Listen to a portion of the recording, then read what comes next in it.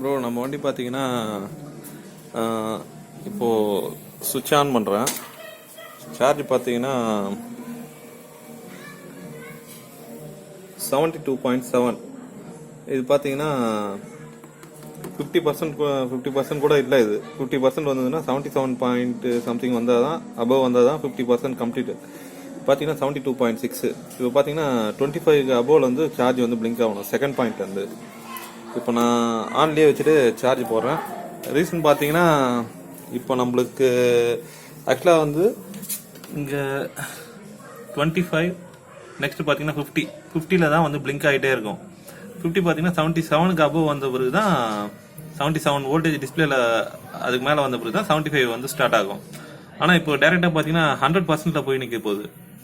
அது சார்ஜர் ப்ராப்ளமா இல்லை பேட்டரி ப்ராப்ளமா என்னன்னு தெரியல. சுவிட்ச் ஆன் பண்ணுறேன்.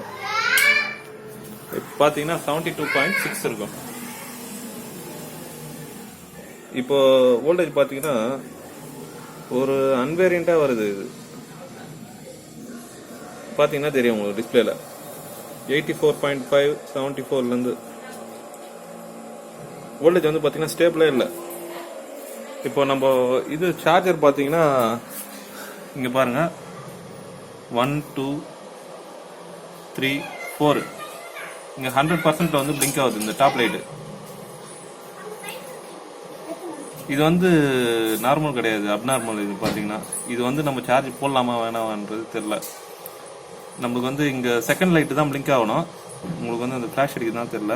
ஃபர்ஸ்ட் லைட் கூட இல்லை, செகண்ட் லைட்டும் இல்லை, தேர்ட் லைட்டும் இல்லை, எல்லாமே ஸ்டாண்டர்டாக இருக்குது. இப்போ பார்த்தீங்கன்னா டாப் லைட் பிளிங்க் ஆகிட்டு இருக்கு.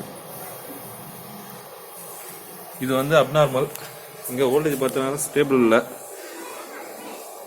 82.5. இது சர்வீஸ் சென்டர் எடுத்து போய் தான் பார்க்க வேண்டியதாக இருக்கும்போது இங்கே பார்த்தீங்கன்னா வோல்டேஜ் ஸ்டேபிளே இல்லை.